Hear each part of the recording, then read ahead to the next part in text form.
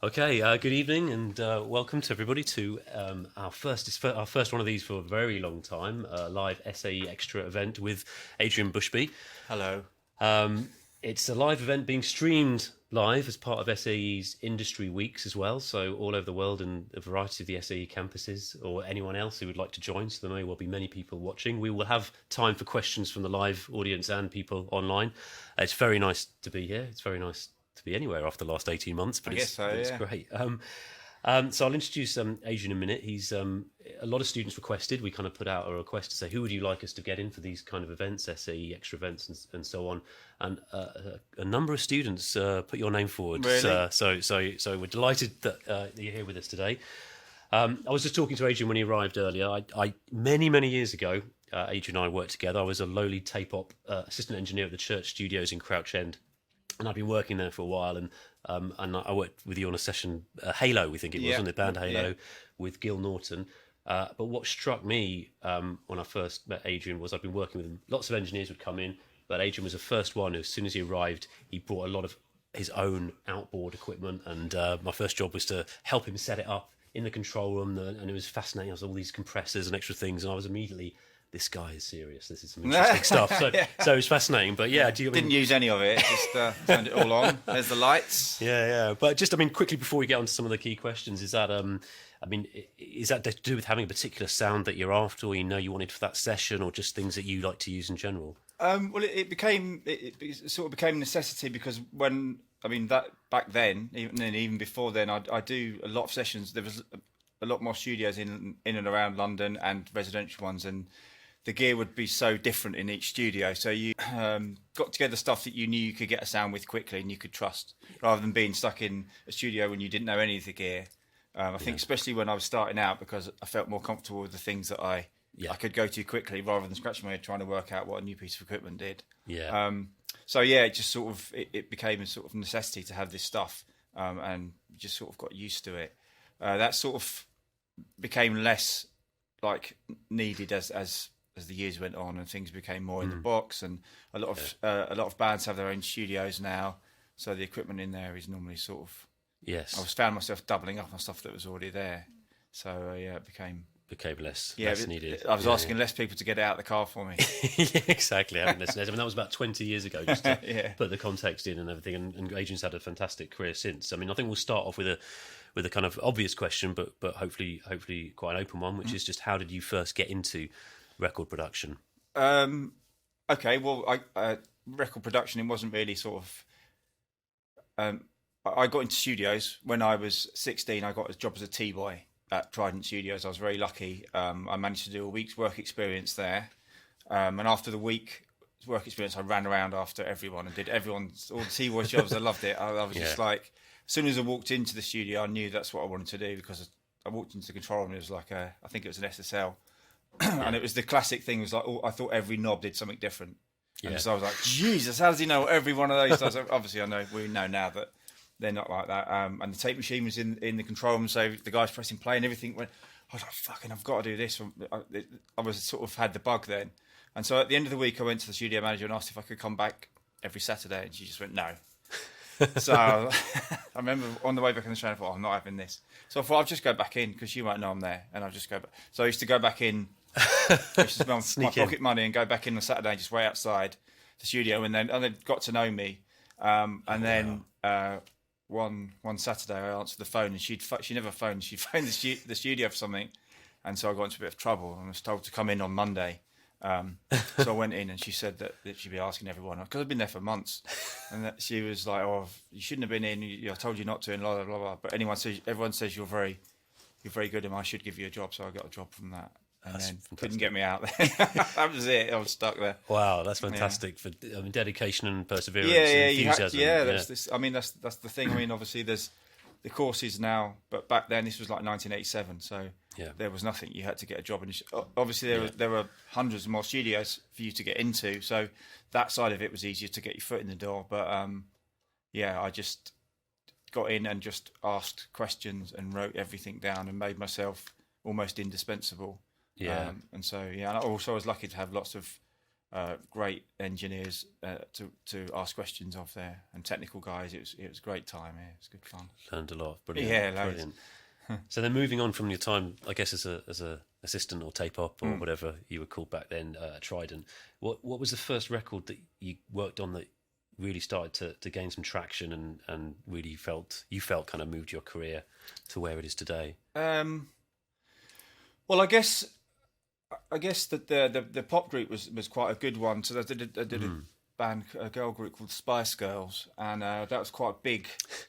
Yeah, that was quite a big sensation. Yeah. I mean, to be involved with something that blew up that much was quite a door opener. Do you know what I mean? Because a lot of the time it is the people look at sort of what records you've worked on and the sales numbers, especially back then, and they sort of automatically put you in other sessions. It did open a lot of doors. It wasn't necessarily my direction where I wanted to go musically. But the way I used to look at it, I mean, because a lot of people used to sort of, I mean, not a lot of people used to sort of say, oh, now you can do that sort of pop music. They'd sort of rather turn work down because it wasn't their type of music. The way I looked at it was, well, this is, I'm working in the studio still. I'm not sitting around doing nothing. And I just used to sort of concentrate on other things. So if it wasn't necessarily music that was of my taste, it's like, for example, on the Spice Girls record, first one, we had a budget. So I just hired in like 6 amazing microphones that I'd never used before. I give them a try. So I had like a C12, a 47, and just these amazing microphones. So Brilliant. I made it sort of a part of sort of learning how they sounded as well. Yeah, because you got to learn something. Yeah. So I mean that was a stepping stone up. It's sort of. It's a huge turning point. So up until then, though, if you started for Trident, you were the work experience boy, you were the T boy, the tape op, the assistant. At what stage did you grow into becoming an engineer? At Trident, they moved the studio from St Anne's Court, which is the original Trident, and they had another studio in Victoria. And so I worked there for about 2 or 3 years, just assisting, and occasionally do some engineering for the sort of. They had an in-house production company, so I did engineer for that. Just make big mistakes, but that was good. You could make big. Won't do that again. And then Andy Taylor bought the studio, the guitar player from Duran Duran. And sort of back in that period, about 1990, 91, he was doing a lot of production with sort of rock bands. So he came in, bought the studio, and then I engineered for him for a couple of years. And then he left, and the studio sort of went down the pan. So I went to another studio called Eden for 6 months as an assistant. So I went back a bit, but it was a job. It kept me in the industry. And then I left there after about 6 months and went freelance. And then that was the sort of the path from there. Went freelance, and then sort of started. Well, as soon as you go freelance, back then, as soon as you went freelance, you just did everything to keep working. Do you know what I mean? Because it didn't matter. I was lucky. I was lucky because I did work all the time, but I would do anything. Like I do an E17 radio edit for Top of the Pops. So I'll do that. Yeah, I'll see. So were you some sessions you were going in as an assistant still, or no, you were just just engineering? when I'd gone freelance. That was it. I was an engineer, so I'd always be engineering then. And then that's the point where you sort of, like I say, you have to take every job you can because you don't know what that's going to lead to. You don't know what opportunities that will come to, and it's always good to get relationships with like producers and work with them together. Do you know what I mean? So that was sort of the path to sort of you follow that and then hope for something to go that you're involved in, and then it goes like that. Sort of natural path really, and reputations and people you work with, and various labels and people. So you mentioned the S word already, the Spice Girls. Oh yeah. So Wannabe by Spice Girls recently turned 25, I believe. I know you mentioned a little bit about posh microphones and stuff, but what else can you remember from that session, and what does it feel like when you reflect on recording, I guess, one of the biggest songs of the last 30 years? I mean, I can remember it was a fun session. It was like it wasn't there weren't too many sort of tales to tell really. I've been working with the guys that wrote it for about a year or so because they did a lot of club remixes. So I used to mix all their club stuff. But they also did like E17 and I can't remember lots of other pop things, and it was that sort of that period where producer writers weren't like that's all it is now. Mainly, especially in pop, it's just producer writers. So like there's a track writer is a producer as well. But back then it wasn't so much the case. So yeah, I mean, we just went in. I was told that it was a new girl group. They're going to be the next thing. But you know, you're always told that, aren't you? Yeah.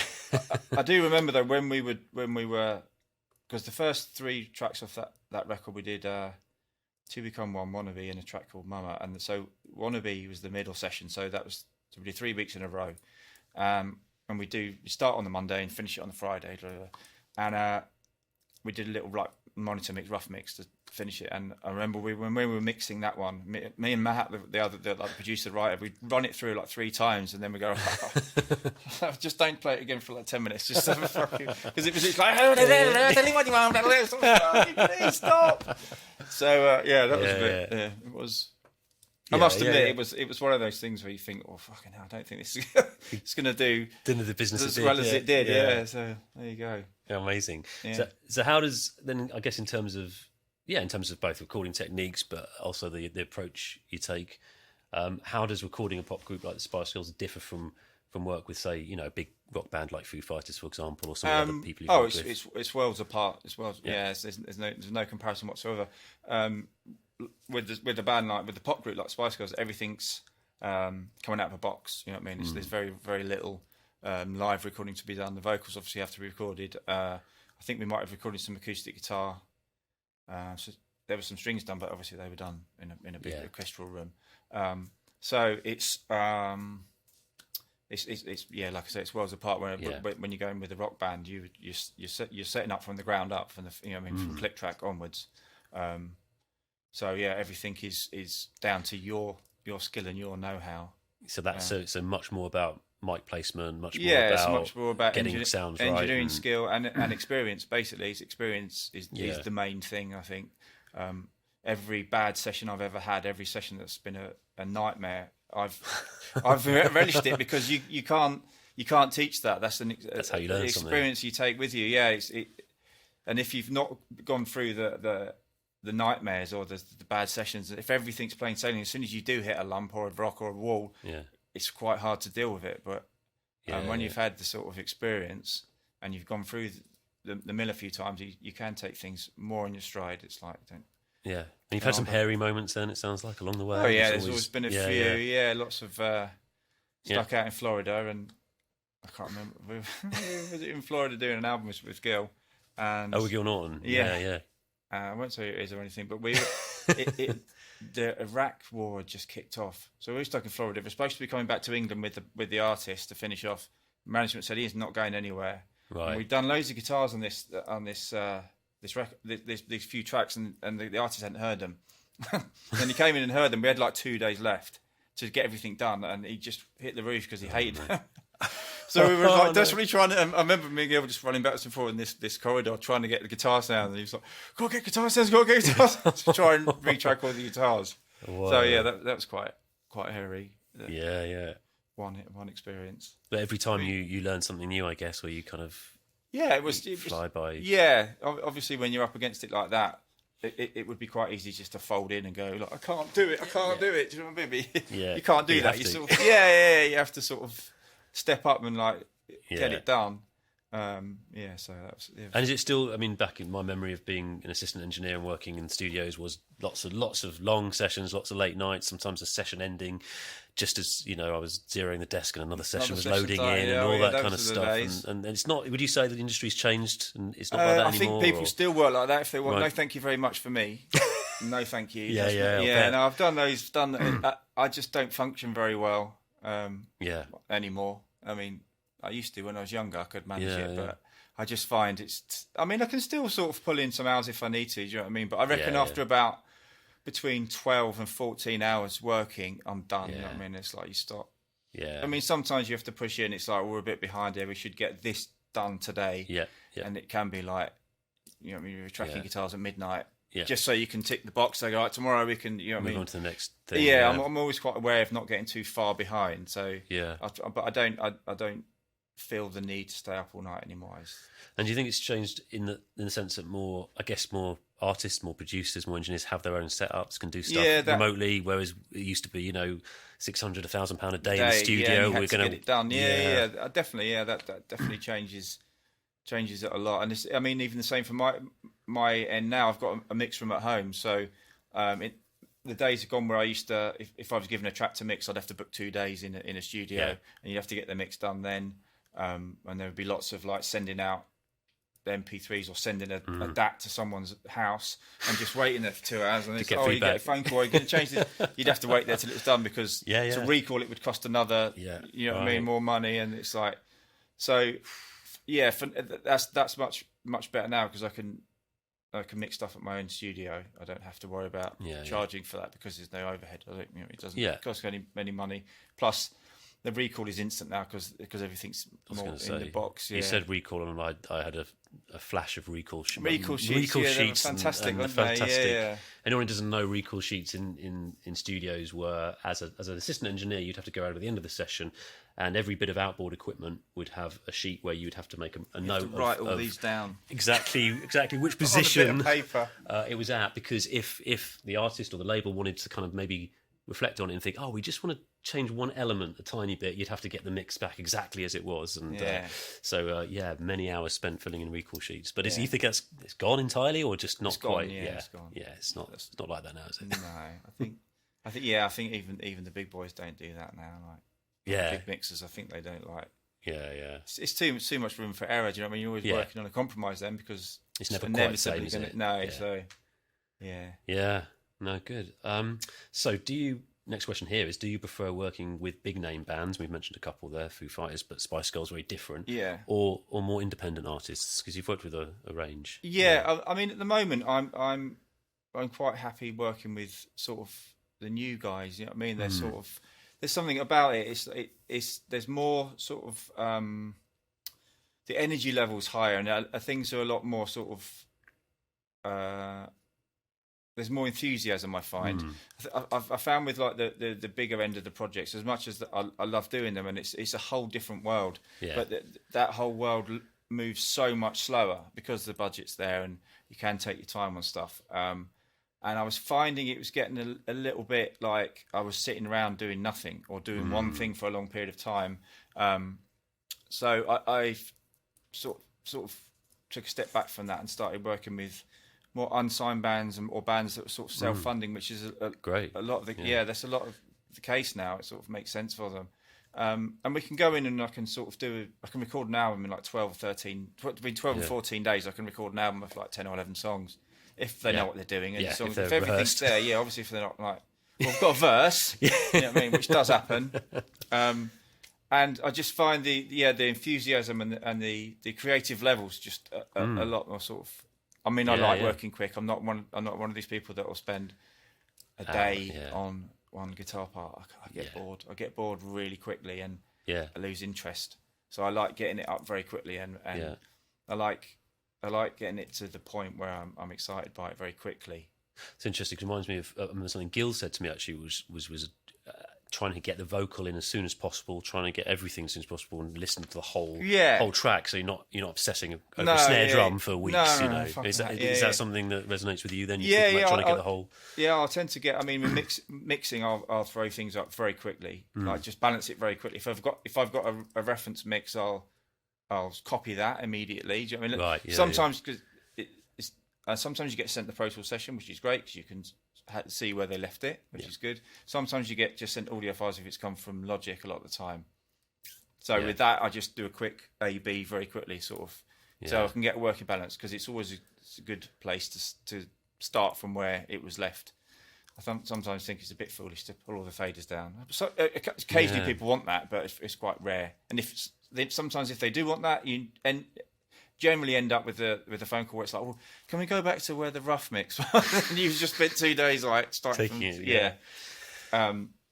but I'll tend to do that. Even with getting the drum sound up, I won't just put the bass drum up and work on that for ages. I'll put all the mics up very quickly. Obviously you do the technicalities that you have to, like phasing and certain little bits and bobs, but I'll put it all up very quickly, and then you can, because then you can hear it's like the bass drums maybe needs a bit more front, or needs bring forward, and the snares maybe a bit dull, but you can't hear that when it's by Yes. itself. You know what I mean? I sort of put it all up very quickly and then listen to it from there.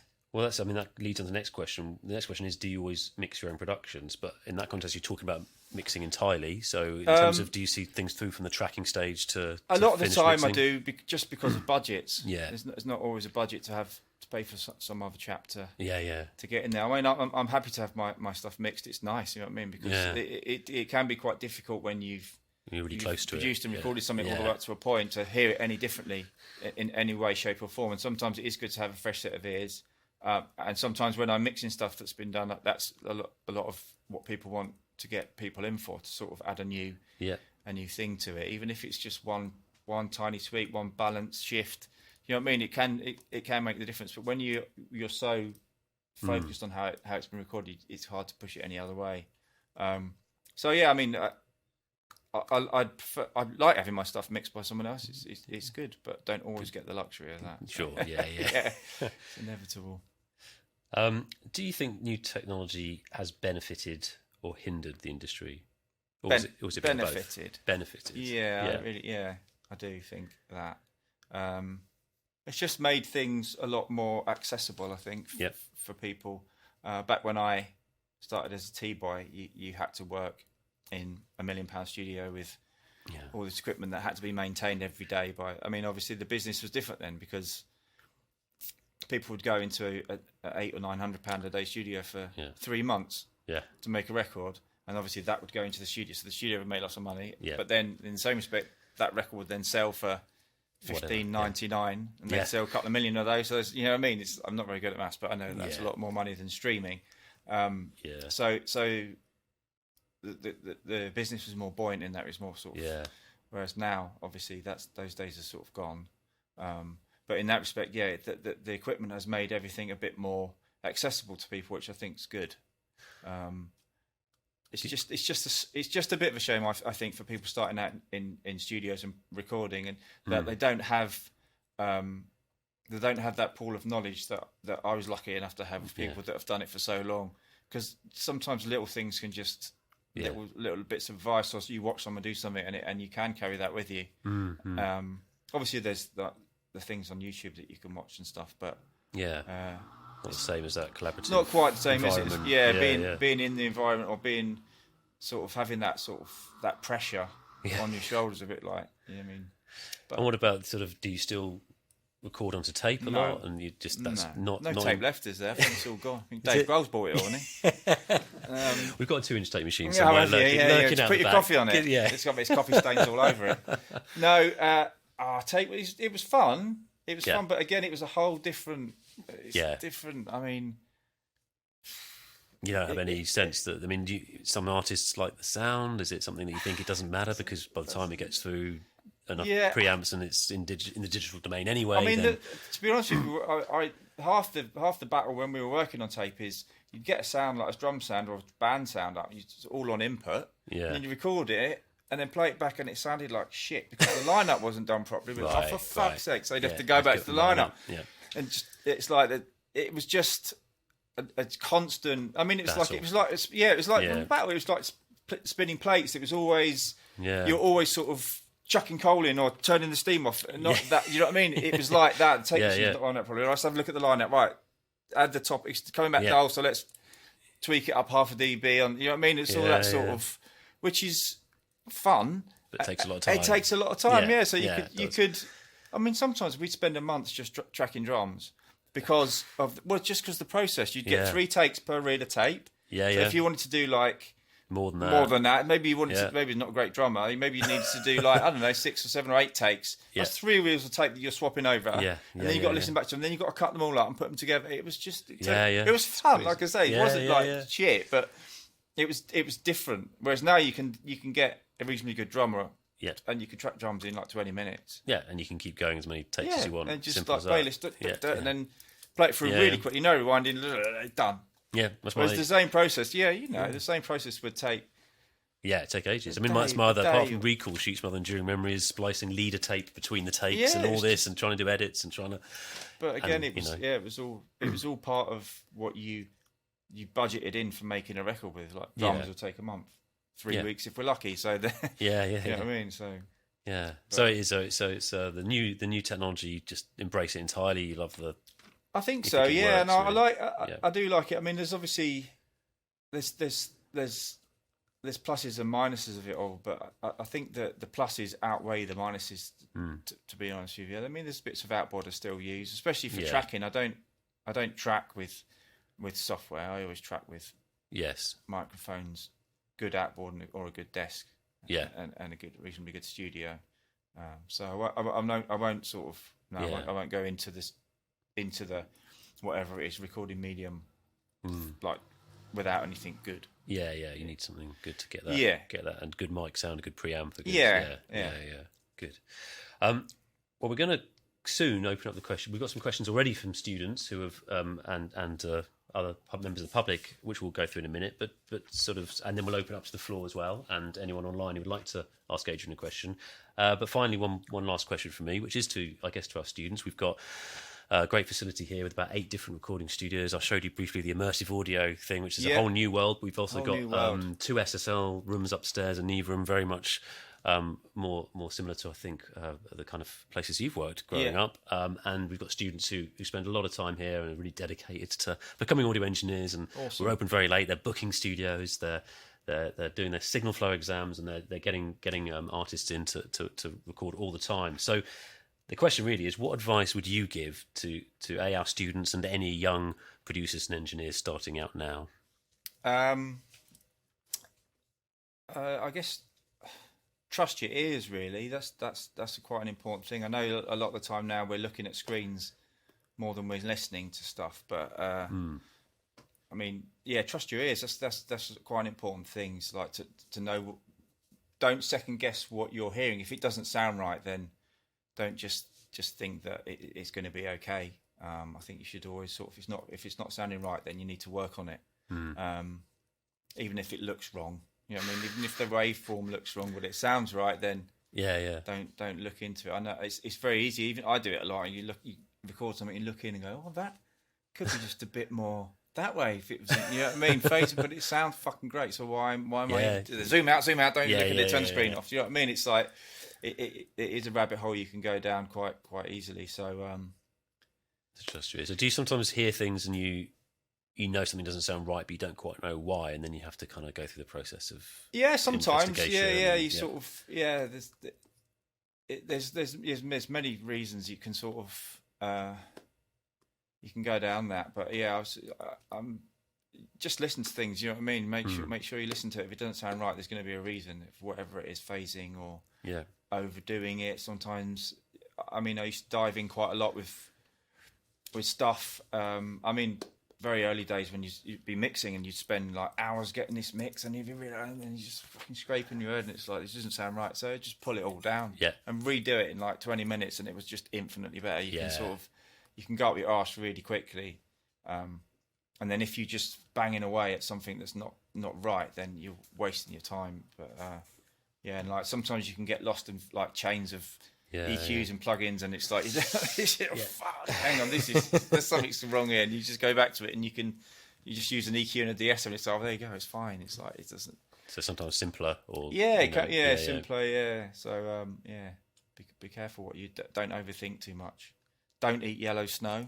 Yes, I've heard that advice really before. Bad. It's very good advice. Good advice, sound advice. Any specific advice for how our students or young aspiring producers should sort of try to get the best of opportunities in the industry? Do you recommend they turn up to studios like Trident or other, places and sneak in like you did for a month and try to be persistent in that way? Sure, you could try that. I don't know if you get away with it these days. Lots of security on those studios. I mean, if you can get into a studio, I mean, I would advise that wholeheartedly, because you're just learning in the environment. You get so much practical experience just from how to deal with people. You know what I mean? How to deal with sessions. Yeah. You're dealing with lots of artists, and we know that they're tricky most of the time. So you have to sort of learn how to not be too overbearing in the studio, because at the end of the day you are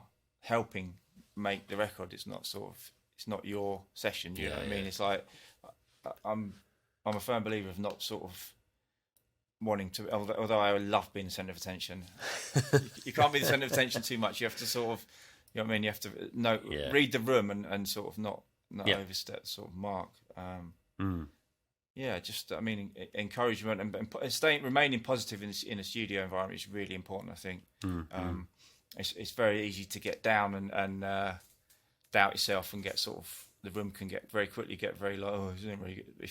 If you keep everyone positive and everything's if you just keep everything's like fucking brilliant, then it sort of keeps everyone going. So. There's no use you sitting there with your head in your hands. It's never going to go anywhere. Yeah. So that kind of positive attitude. And getting even people, all the shit is falling around you. Just stay positive, and everything's going to be brilliant. Yeah. Trust me. I think that's right. Like when I did just started off as an assistant, the studio manager said at that stage she didn't care what I knew or didn't know about recording or anything. It was purely going to be about how I got on with the clients, how calm I was, all those sorts of things. Attitude. It's being, as you say, knowing when to slip into the background, knowing when to be really proactive, and it's hard to know those things, but it's important, isn't it? Yeah. Read the room. Yeah. Right, so we've now got some questions that have been emailed through from students. So I think I'll read you those now, cool. if that's all right, and then we'll open it up to anyone in the room who has questions as well, or online as well. I think James and Alice are helping to moderate there. So the first question, student question, I haven't got the name of who it's from, but it says, you've worked on New Order's 2001 album, Get Ready, which was produced by Steve Osborne and Flood. I wanted to know, what was your experience working on the album, and what was it like to work with Steve and Flood? Well, I didn't work with Flood, because I was mixing the record, and Flood did one or two songs, but he didn't work on the ones that I was working on. Steve Osborne, it's fantastic. I was a T-boy at Trident when Steve was a tape op, so I've known Steve since I was 16. Oh, wow. And I've done a lot of work with him over the years. Lots of great records with Steve. So working with Steve was always lovely. He's a lovely man. Very super talented, like a scientist he is. He's great. He taught me how to use a compressor. He used to draw me diagrams and a gate and all that, because I just didn't understand. So he's a good teacher. It was good fun. It was quite crazy. We were down at Hook End Manor mixing, and they were still recording as well. So I think who's the chap from Smashing Pumpkins, Billy Corgan. He came down to do some vocals and some guitar on a couple of tracks. He turned up. It was like mid-mix. Wow. It's like, all right, we're going to stop now. Billy Corgan's you out to another room. Yeah. So it was good. It was a good experience. Good. I mean, they're just like one of those bands who are like sort of amazing, iconic bands, and they're good fun. Yeah, they're funny. It was good. It was a good session. There's a follow-up question specifically about that session. Also, I was wondering about your mixing process throughout the album, and specifically if you remember how you treated Peter Hook's bass to nail his iconic tone on tracks like 60 Miles an Hour. Specific bass question. That was all recorded. That's from you. There you go. What's your name? Sorry. It's you. You can call me Joe if you want. Joe. Yeah. Thank you, Joe. Yeah, cool. Nice one, Joe. That was all recorded like that's his sound. You know what I mean? He has his own rig. His own rig, and it's like that's his sound. I mean, it's all played very high up the neck. And apparently he used to play like that, so he could hear himself in rehearsals. Because you couldn't hear the bass if you play low. So if I play high, you can hear yourself. I think that's where that came from, really. Brilliant. I think that there was, I think it's a Clone Theory pedal. Does that make sense? Yeah, you know all about it already, probably. Yeah. I think he used a Clone Theory, and he had a couple of two quite loud amps going. So yeah, I mean it's his sound. It's not really. Not a lot of processing. It's sort of there. I don't remember if there's anything that went along. There's probably been some EQ and compression, but that's just mixing. You know what I mean, there wasn't any. There was no magic whistles or anything or sprinkles that made it happen. It's just the sound of him, really. You know what I mean? Yeah. And Joe and I were talking earlier, and I mentioned to you at the beginning, so this is going way back into your career, but we were talking about the album Loveless, Michael Valentine, which I know many engineers worked on, but fascinates people and was re-released recently and remastered recently. Remixed, I think. Remixed, Alan, I spoke to Alan a few years ago now, when that was happening, and he said he had to dust off one of my old recalls. Really? I instantly shat myself, because I did my first recall for him back when I was, and it was atrocious, and Wow. he gave me such bollocking. And the only reason that I got away with it because it was really bad record. It's so shit. He's like, I can't even read your writing. It's like, I went and made him a cup of tea, and he goes, the only reason I'm not throwing you through a window is because that's a nice cup of tea. So I got away with that. But since then, I never got another recall wrong. So there you are. Yeah, he said that was good. So Loveless, yeah. I mean, like I say, I hadn't said that. I worked for Alan for a good couple of years because when the studio swapped over to Trident in Victoria, Alan used to do all of his mixing there. Yeah. And so I just was the only assistant. So I just used to work with Alan all the time. And yeah, so we started off with I just worked on one song. It's a song called Soon. And we recorded some guitars and some vocals and mixed it in 2 days. And then he went off and worked on the rest of the record, which took like a year. Yeah. And then they had to come back and recall that song. And in the meantime, the whole studio had been rebuilt, rewired, everything had been pulled out. And I remember that when we did the first session, it was an NS950, an Akai S950 running all the drums and everything. Oh, wow. And when they came back, they'd upgraded to an S1000. Yeah. And at the time, I was very geeky and I read all the magazines, and I knew that had a minus 14 dB drop on the outputs. Okay. And I remember when I saw it, I was going to, it's not going to work, it's not going to work. this. So he used some colourful language and wanted to know why. So we spent a lot of time sort of realigning all the lines. Akai. Wow. Yeah, because the recall was no way ever going to work because it was just there's a drop of 14 dB, but there's only so much gain you can make up. So yeah, we had to sort of do a bit of tweaking. But yeah, so then they came back to, and so there were 2 sessions. I worked on a couple of days for the recording, and then a couple of days when we recorded the mix. Fantastic. Yeah, it's good. Still enduring album that, as I say, people are still fascinated. Yeah, by. it's very The greatest tracks in the album. Oh, that one. Yes. Everyone thinks that it was very sort of layered. Everyone thinks because the sound is so immense and so dense, but a lot of the time it was just like one guitar. Really? And just how he played it with the one bar. Yeah, it was sort of. Yeah. It was. That's his sound again. Yeah. Yeah, his sound and and obviously what Alan was doing as well. Alan's a genius, so he's incredible. Amazing, thank you. So I've got a few questions here from Hamara Humberts, who sent some in. I think some of these things you've touched on already, but she says her questions to Adrian are the following: what advice would you give to a young producer to get a record out there or to work with artists that they're excited about? So I think maybe that's more about if you want to, you know, like you're talking about working with smaller and independent artists. Yeah. Is any advice for how young producers might go about finding them or communicating? Well, yeah, with them? if you find a new band, I guess go and see them play live and try and sort of strike up some sort of relationship. Do you know what I mean? So, between you and the band, like, I guess it's always good to let them know if you're really keen to work with them. It's sort of it's good, but I guess you have to sort of you don't want to be too over gushy. It can be a bit sort of a bit weird, but maybe a bit off-putting. I would have thought for a band. But I mean, generally, if I hear a band that I love. It's always nice to work on music that you love, isn't it? It's like it's great. I think it's beneficial for everyone. So I'll generally sort of put out some feelers and contact them and see if they're up for doing some work or maybe doing one or tracks. See what they're, you know what I mean, what how they're feeling about stuff. Because that's another thing that's changed a lot over the last maybe 10 years. Back in the day, I used to have a manager. And her phone would ring because there would be people saying, we need an engineer to do this on this date. And that's how, because there were hundreds more record companies, a lot more bands and artists were signed. A lot of the time it was like to see what happens. It's like the depth of work was so much deeper, whereas nowadays it's a lot thinner. And you know what I mean? There's not as much going on. Major labels don't sign anywhere near as many bands as they used to. There's normally like a couple of bands that they plough everything into, and obviously that's going to go to 2 or 3 people. You know what I mean? It's not as open. So now I tend to sort of put sort of reach out to people more than wait for them to reach out to you. Okay. A lot of time they're quite surprised. You know what I mean? If you contact them and go, fucking hell, you're brilliant. They're like, oh really? Oh, I didn't think we were. So it's like sometimes it's quite nice to sort of Yeah. I mean, let people know that you're into them, and then.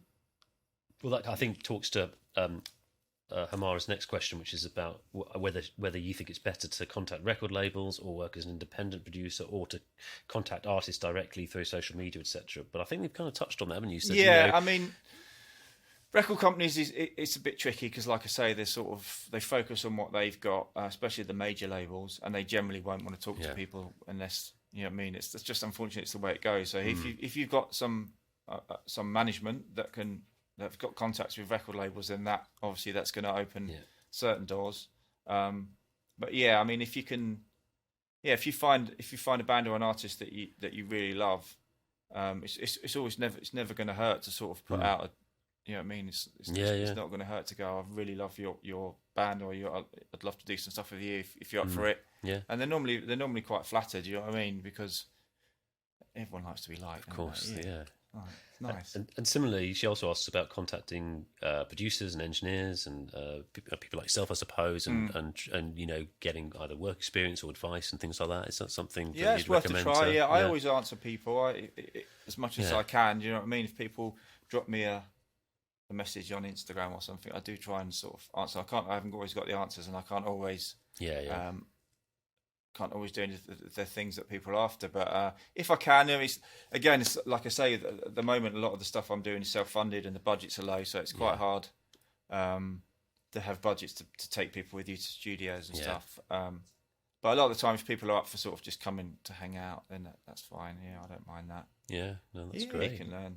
Learn something, and it's fun. Studios are fucking brilliant. You know what I mean? They're so much fun. Yeah, it's the best way to make a living, mucking about in a studio, listening to music, drinking coffee. It's great. Yeah, fantastic. And then one last question from Mara, which is, in your opinion, and it'd be interesting to know what you think, because you learnt on the job. You went in very young age, 16. In your opinion, does a music producer need, or is it beneficial to have a degree in sound engineering or a course like some of the courses we run, or is it? I've got to watch what I say there, haven't I? Really? Careful here. Got to be careful. But you didn't obviously train in any way. Absolutely not. Trained on the job. Yeah. I got kicked out of school. Yeah, and got my job making tea. No, I understand that. Like I say, it's a lot hard. It's different. It's different now. Do you know what I mean? So, I remember the SAE was around back then. It's been around for a long while, but there wasn't those. They didn't exist. Those things. Your only way in, and I think it's why you got treated so badly, because you got treated badly at the start of working in studios. That's why you had to claw your way up. And I think it's the way they looked at it is, well, we're teaching you your career here, because without us letting you come and work in our studio, you haven't got a career to learn. Yeah. So no, I do think they're beneficial. If you know what I mean. I think they're a good thing, because it does mean you can step into a studio and you can sort of hit the ground running, because you haven't got a. I mean, when I was like with the T-Boy, I just had an A4 pad and I would chase people around, like tech guys or engineers, to the point where they'd see me coming and they'd go the other way. So no, you just need to I'd write everything down, because I had to learn it all, because that way I knew that if I did get the break to go into a studio, whatever the tape ops, also you've got to go in. I knew had to have a certain amount of knowledge, otherwise I'd fuck up and I'd get sacked. So from that point of view, I think the courses are amazing, because you sort of, do you know what I mean? The basics, the fundamentals are there. The knowledge is, I mean, quite high up. So you can, like I say, you can get, if you can get your foot in the door, you can sort of hold your own. You know what I mean? Sort of a little learning curve. But, fantastic. Well, thank you, Adrian. I think we'll open it up to any questions that there are from some. Alice, shall I start with people in the room, and then Just the microphone. All right, there's a microphone coming around. So is anyone here in the room who has a question for Adrian? I do have a question, Yeah. Hi, I was thinking, how do you see the radio industry now, and how do you think where it will go in the next future? The radio industry? The radio industry, yeah. As in, like, records on the radio and how important it is, or... Yes, exactly, yeah. I definitely think it's sort of becoming less important to have stuff on the radio. Obviously, there's still Radio 1 playlists that are important for very like major releases, but I think the streaming thing is definitely sort of coming into its own now. So yeah, it seems to be going. It used to be that if you weren't on Radio 1, your record was never heard. That was just the be-all and end-all, because that was the only platform where you could hear music. Whereas now there's so many places you can hear and discover music. I think it's great for broadening everyone's horizons. You're not just governed by a producer at Radio 1 saying this is what you'll listen to. You know what I mean? And occasionally there were some sort of alternative stations that you could listen to at 10 o'clock at night. But other than that, it was quite hard to sort of branch out your musical tastes, for example, and listen to new stuff. So I don't think personally the radio is that important. Definitely not from the stage I'm at and the bands that I'm working with. It's sort of much more sort of DIY, homemade, and sort of live and sort of streaming and people picking up from there. Thank you. No worries. Thanks very much. Anyone else in the room with a question for Adrian? Oh, yeah. Hello. Hello, mate. What's your favorite microphone? My favourite microphone. My favourite microphone at the moment. There's a guy called Dr. Alien. I don't know if you've heard of him. A bloke in Australia, and he makes his own mics. Dr. Alien Smith, and he makes. I don't know if there's a microphone. It's a Bayer mic. I think it's a 380, and apparently it's two headphones. It's back in the day, and it's two DT100 headphones in a capsule, and it's a figure of 8. It's his dynamic mic, and he's done a sort of remake of that, and it's fucking incredible. It's a really good microphone. So at the moment, that's my favourite microphone. So the Spire 380. The 380 is the original one. The Bay 380. Dr. Alien. He's done a copy of it. Well, he's done a sort of remake of it. Cool. And that's a good microphone. SM57, that one you're holding, that's a good mic. You can't go wrong with that. You can't go wrong. Fantastic. Yeah. Thank you. No worries. Right, any other questions from anyone in the live audience here at Bankstock? Come on, lads. You've got to have a question. What's my favourite food? So, I suppose you can name names if you say it. So, who have you been kind of like sat at the desk and somebody's came in and just been like, whoa. Paul McCartney. Yeah. Wow.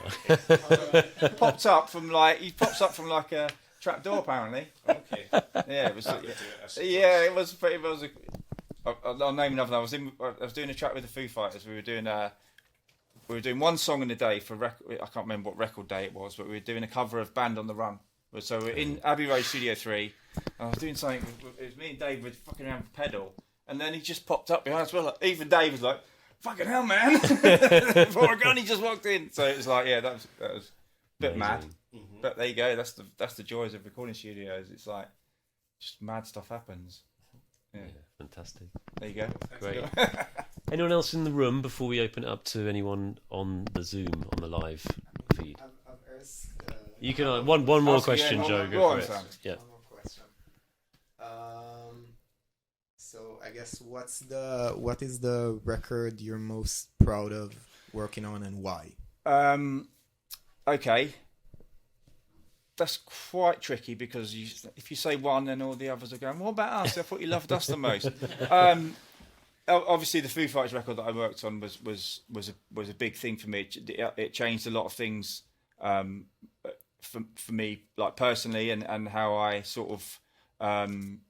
It's sort of quite self-affirming to work with a band of that level. You know what I mean? And to go over to America and work with them, and it worked really well. It was quite a sort of a good turning point. It changed a lot of things for me, how I thought and how my confidence and because that's the thing, you work away and you do what you do, and you hope that people like it, and you hope that your sort of work's good.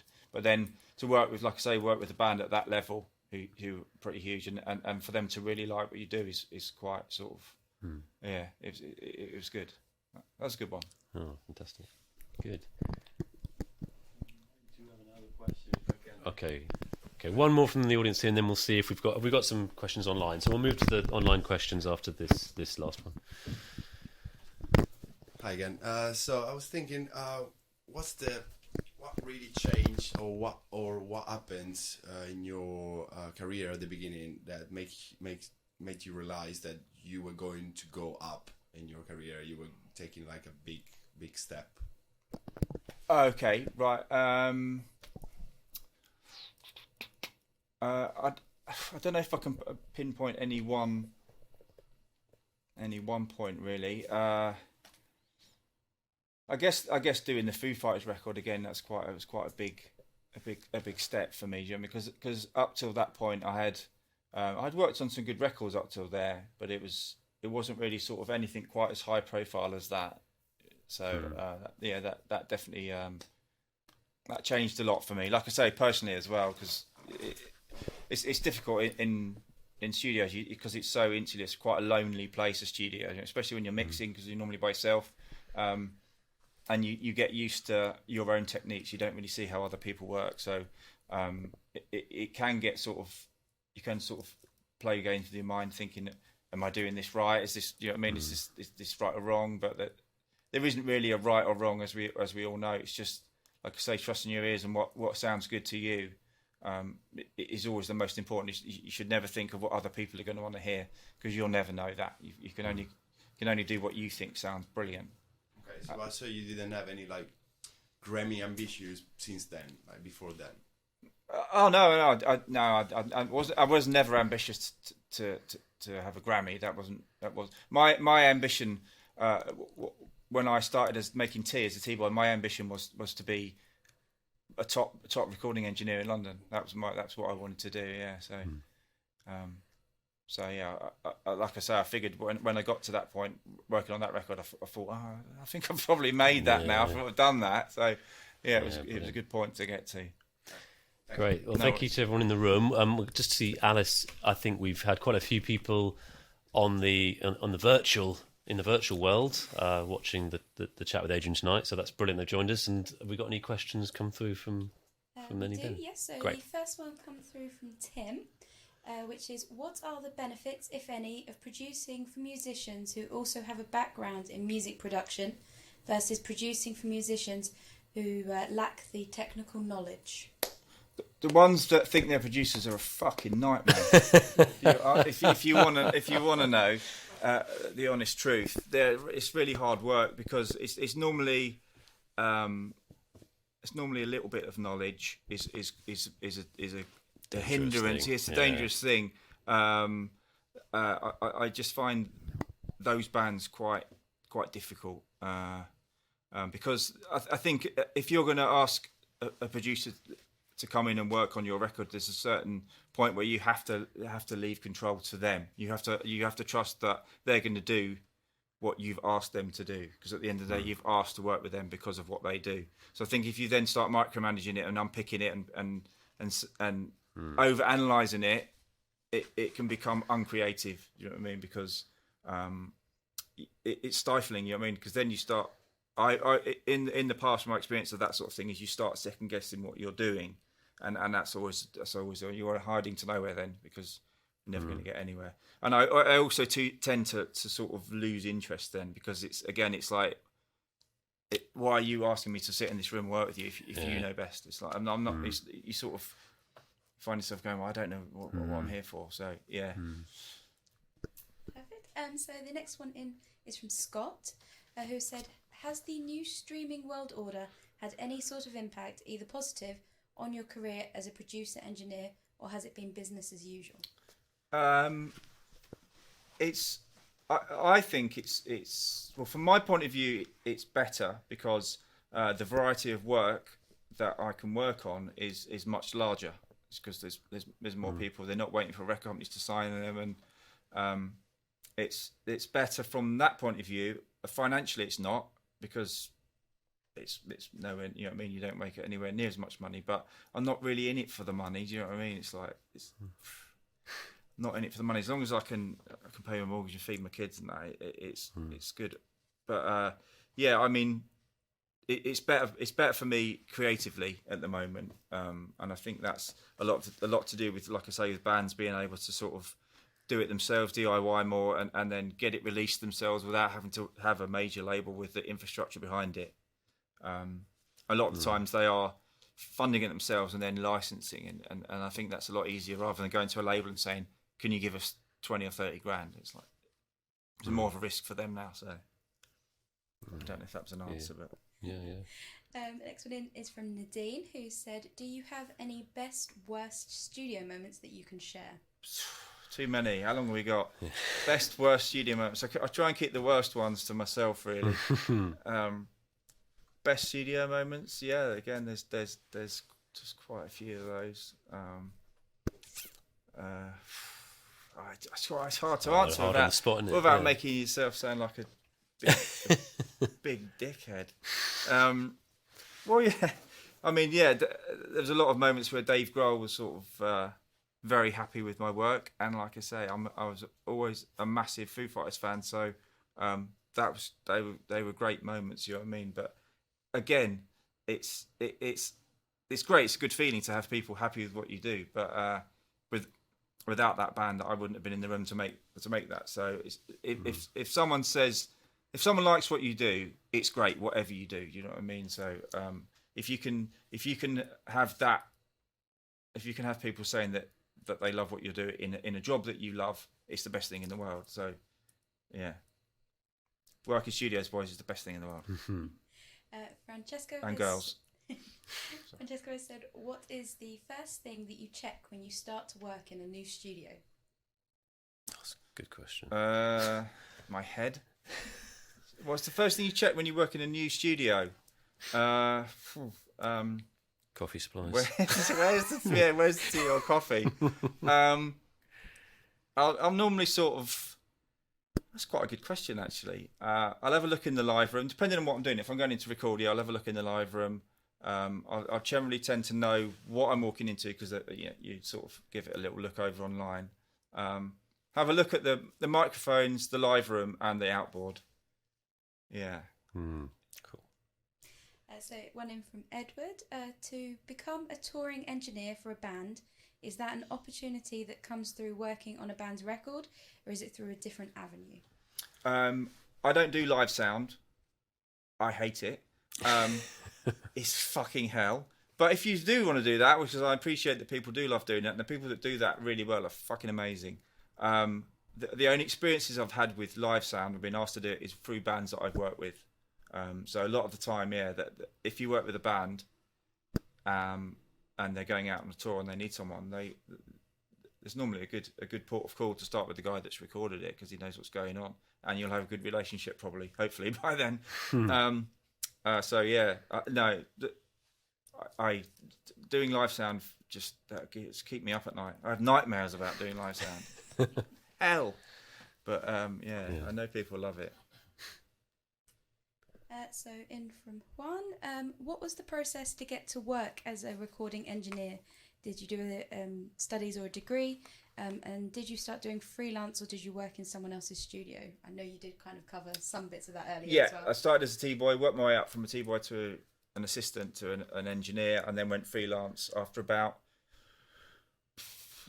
I was 23 when I went freelance, 16 when I started. What's that? I'm not very good at maths. 7 years? 7 years, isn't it? Yeah. So about 7 years I spent making tea, asking questions, being an assistant, you know what I mean? So, and what was the other bit of it? What was the process for you getting into work as a recording it? So that was the studies or degree, and did you start doing freelance or work in someone else's studio? Okay, yeah, I just went freelance. I've not really worked in a studio since I've been freelance. Thank you. So next one in is from Neil. He got into Foo Fighters because of their song The Pretender, and would like to know how long it took to engineer mix that track. What was it like to work with them on this track? Okay, that track was written at the end of the record. I think we'd finished mixing. I think it didn't even mix because it was being mixed while we were still recording. A guy called Rich Costi was mixing it, and David had that the intro little guitar line. He'd had that in his head all through the whole session. I mean, I worked on the album for, I think it was about 6 months. And so that was always kicking around somewhere. If someone was playing guitar, it was that. Yeah. And then it sort of started turning into a song. So it wasn't really till maybe the last sort of few weeks of the record that Dave all of a sudden said, right, I've got another song I want to do. And then we sort of like, right, set up for tracking again. So we were like just doing vocals and bits and bobs by then. So yeah, it came together very quickly. It's like maybe like a week to record it.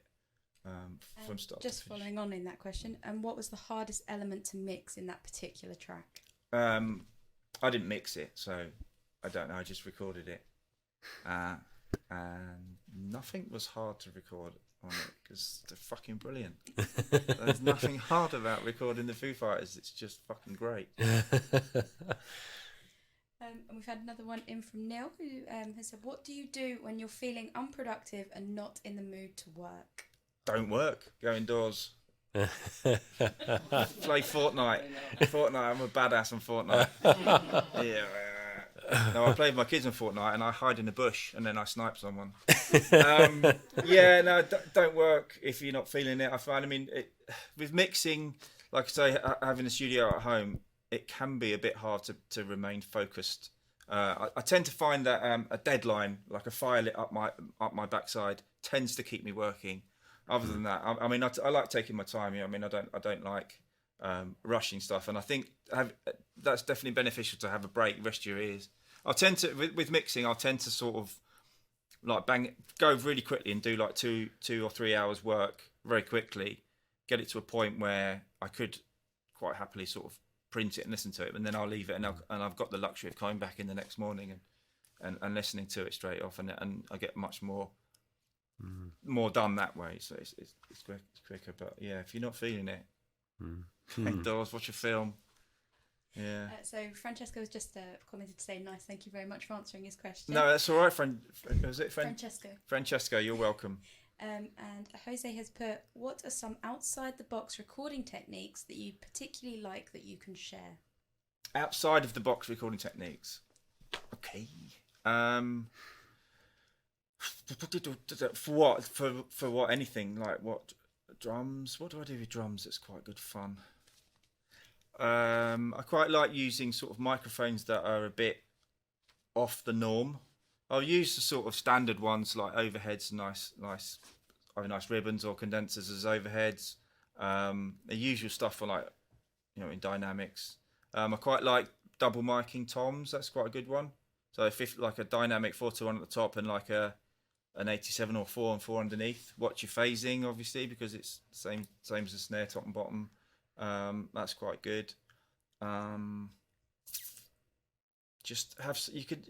It's always good to have some fun with some mics, as long as you're safe, as long as you've got a good sort of safe drum sound. It's quite. You can do what you want. There's no do's and don'ts. But I always find it safe to have something you can revert back to, and then you have a whole bunch of other stuff that you can fucking destroy. So, because if you destroy everything, you can't go back anywhere, can you? But yeah, so just have fun. There's no rules. Have fun. Try all sorts of things. And a lot of the time, mistakes that I've done over the years, mistakes I've made. Sorry, I've kept certain things that sometimes a mic will be sat behind the drummer, like underneath his seat. And I do that because once it was supposed to be on a mic stand in front of the drum and it wasn't. So I recorded it. I was like, "Oh, fucking, that mic sounds great. Where is it?" And the guy hadn't put it on the stand, and I just recorded it. So just keep it. So yeah. I'm conscious of time, and I don't know if we've had any questions in from the Facebook live stream. So I've got the last one in from Neil. What are your favourite go-to plugins to process vocals? Processing vocals. Okay, so what I'll normally do on a vocal is I'll put I do a bit of a weird thing, but everyone frowns upon it, but fuck that. So I put a De-Esser first, and I set it to 2K, and that tends to get rid of like the nasty like cuz and all that. And if someone's singing they've got quite an angry sort of tone to their voice, if they sing out, it just pushes it back a bit, so it's not really de-essing. Then I'll tend to put the UAD SSL after that. Then I'll sometimes put the Soothe. You know that Soothe plugin? It's quite nice. Then I'll put another De-Esser and I'll set that to like 3K. Again, not loads, just like touching it. And that'll sort of tidy up any sort of bits and bobs that I've done here.